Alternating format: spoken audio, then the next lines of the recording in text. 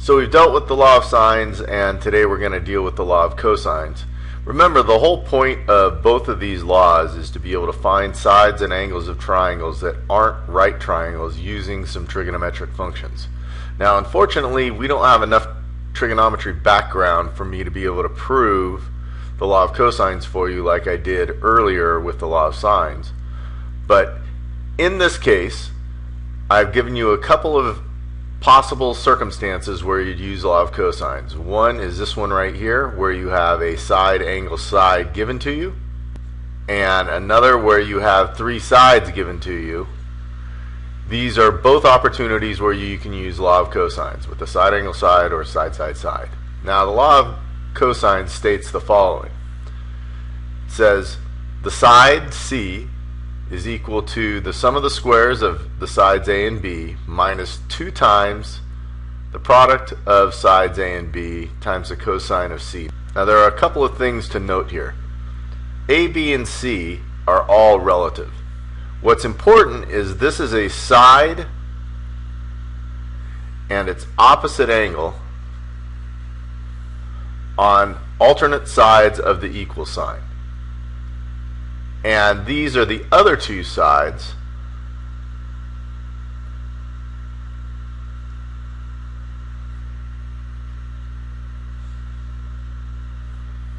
grouped on that other side with the cosine of the angle. So keep in mind, once again, you need the side and its opposite angle on alternate sides of the equal sign. The other two sides appear on the same side. So let's go ahead and solve some of these. Notice I don't have A, B, and C here for a reason. This is a side angle side situation, so it involves law of cosines. I'm going to take the side and find this relative to its opposite angle here.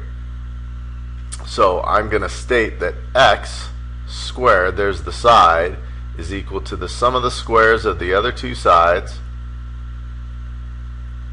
minus 2 times the product of the other two sides times the cosine of this side's opposite angle. So that's 22. This is strictly a calculator problem. Again, make sure you're in degree mode. X is equal to the square root of all this stuff,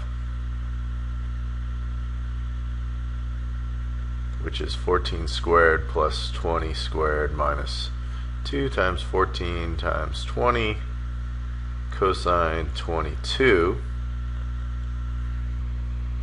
So x in this case is about 8.76. Oops.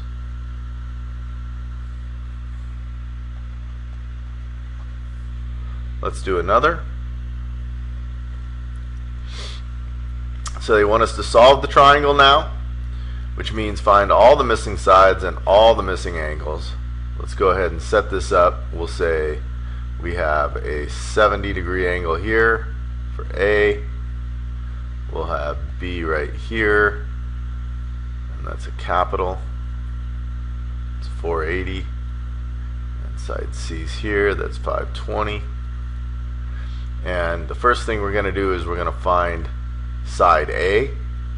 So notice that's the opposite of the given angle, so they need to be on opposite sides of the equal sign. So A squared is equal to 480 squared plus 520 squared minus 2 times 480 times 520 cosine of 70. Again, calculator problem, and we end up with A equaling 574.51.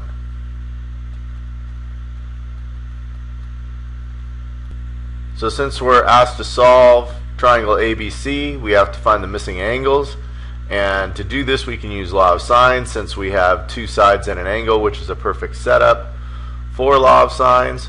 So let's go ahead and do that. Now what I like to do is I like to find the smallest angles first and work my way up for the law of sines, whereas in the law of cosines I like to find the biggest angles first. So, and there's a whole reason behind that based on what the calculator does and what it does. So once again, law of sines,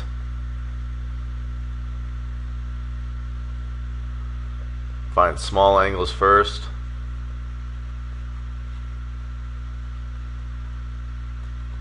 Law of cosines. Big angles first.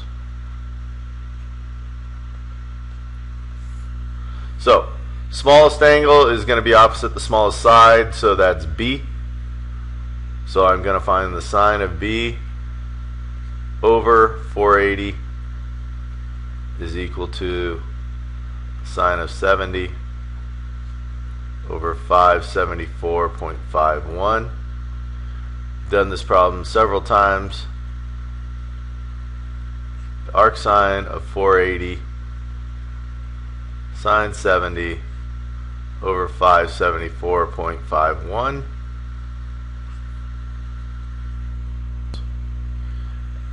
And we end up with B equaling 51.73. It's now turned into a triangle calculation. 180 minus 70 minus 51.73 gives us a C value of 58.27. And it's that simple. So in this problem, they ask us to solve the triangle once again, but they give us the three sides, which is a setup for law of cosines. Our sides go opposite our given angle. So as I explained in the previous example, I like to find with law of cosines my biggest angle, which is always going to be opposite my biggest side. So here I have my side of 15 squared equals the sum of the squares of the other two sides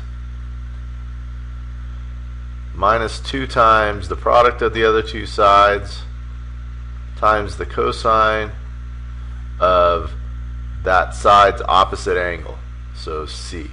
And we're looking to find angle C first. Now this calculation is going to be a little bit more intricate. We take and isolate this cosine C first because we're trying to solve for C.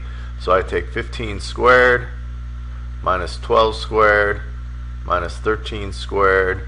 That will equal negative 2 times 12 times 13 cosine C. I want to get the cosine C by itself, so I divide. It's 15 squared minus 12 squared minus 13 squared over negative 2 times 12 times 13 will equal the cosine of C, but I want C, so I have to take the inverse cosine. So I take the inverse cosine of 15 squared minus 12 squared minus 13 squared over negative 2 times 12 times 13. C equals 73.61.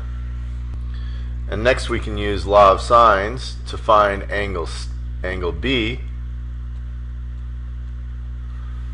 So that gives us the sine of B over 13 equals the sine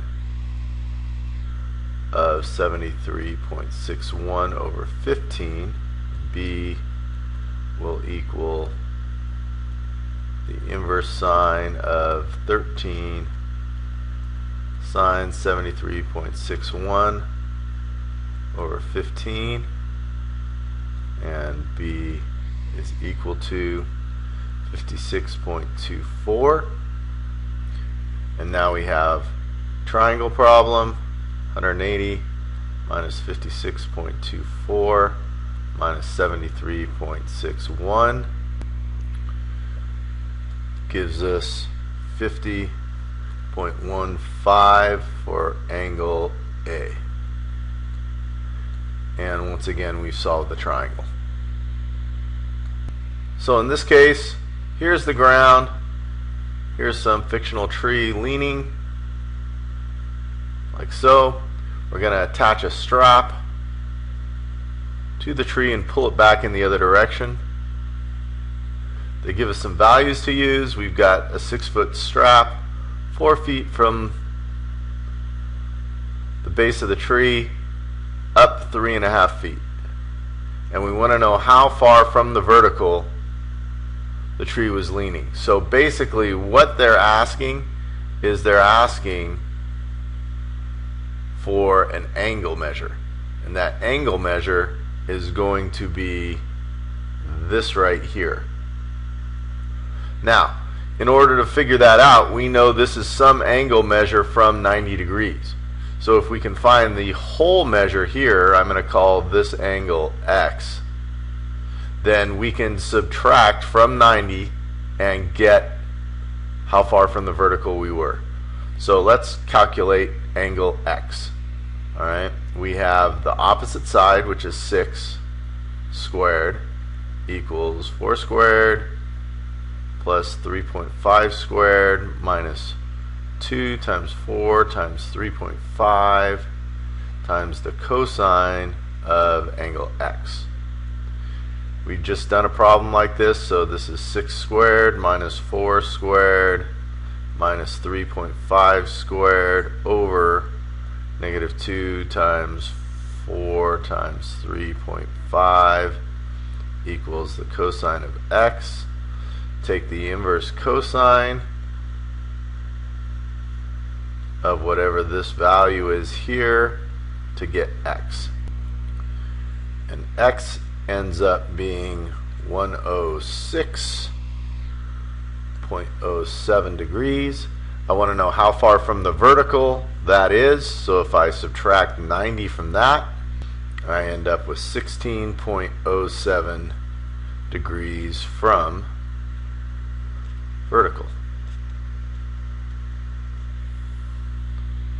And that's all we've got for the day. Do your lesson summary and your Connect Ed, and we'll talk tomorrow.